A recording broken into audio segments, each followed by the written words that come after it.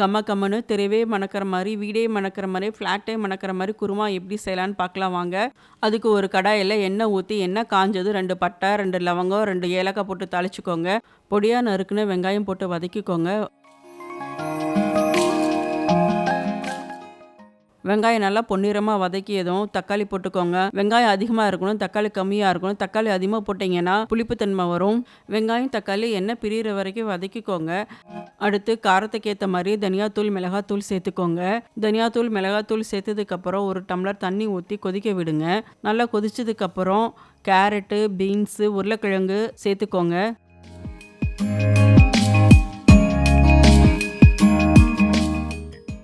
வேக வச்ச பட்டாணியை 2ஆக பிரிச்சுருக்கேன். கொஞ்சம் பட்டாணி குருமாக்கு சேர்த்துக்கலாம், கொஞ்சம் பட்டாணி அரைக்கிறதுக்கு எடுத்துக்கலாம். நான் கொஞ்சம் பட்டாணி இப்போ குருமாவில் சேர்க்குறேன். எல்லா வெஜிடபிளையும் சேர்த்ததுக்கப்புறம் ஒரு கிளறி விட்டுக்கோங்க.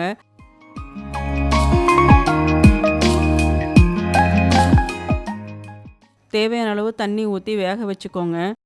இது ஒரு பக்கம் வெந்துட்டு இருக்கட்டும். நம்ம ஒரு சீக்ரெட் மசாலா அரைக்கலாம் வாங்க.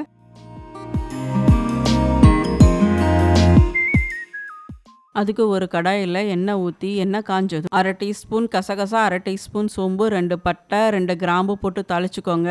4 பல்லு பூண்டு, 1 துண்டு இஞ்சி போட்டுக்கோங்க.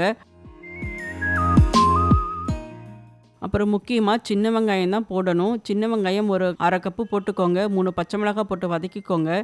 எல்லாம் சேர்ந்து நல்லா வதக்கியதும் 1/2 கப்பு தேங்காய் துருவல் போட்டு வதக்கிக்கோங்க. இது ரொம்பலாம் வதக்கக்கூடாது. தேங்காயை ரொம்ப சும்மா சூட்லேயே பரட்டி எடுத்துக்கோங்க. இதுதாங்க நம்மளுடைய குருமாவுக்கு சீக்ரெட் ஃபார்முலா.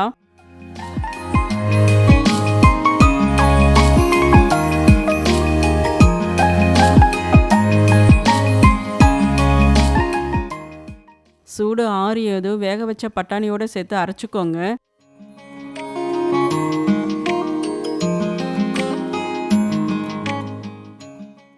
அரைச்சி விழுதை வெந்துட்டுருக்கிற வெஜிடபிளோடு சேர்த்துக்கலாம். நல்லா கிளறி விட்டுக்கோங்க. தேவையான அளவு தண்ணி ஊற்றிக்கோங்க. குருமாவுக்கு தேவையான அளவு உப்பு போட்டுக்கோங்க. ஒரு கொதி வந்ததும் கொத்தமல்லி போட்டு இறக்கிக்கோங்க. இப்போ சூப்பரான கம்ம குருமா ரெடி. இது தோசைக்கு, சப்பாத்திக்கு, இட்லிக்கு எல்லாத்துக்கும் தொட்டுக்கலாம். மறக்காமல் சப்ஸ்கிரைப் பண்ணிவிடுங்க. தேங்க்ஸ் ஃபார் வாட்சிங்.